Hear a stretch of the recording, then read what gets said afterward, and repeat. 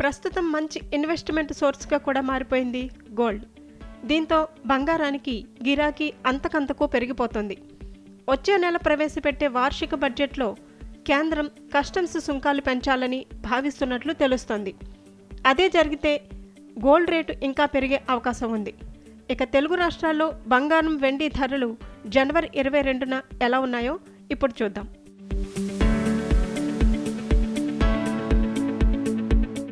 హైదరాబాద్లో జనవరి 21వ తేదీన 22 క్యారెట్ల బంగారం ధర 10 గ్రాములపై 150 రూపాయలు పెరిగిన సంగతి తెలిసిందే. ఇప్పుడు ఓ 10 రూపాయలు తగ్గి 10 గ్రాముల బంగారం 74,500 వద్ద ట్రేడ్ అవుతోంది. అలాగే 24 క్యారెట్ల 10 గ్రాముల బంగారం ధర 81,220 రూపాయలుగా ఉంది.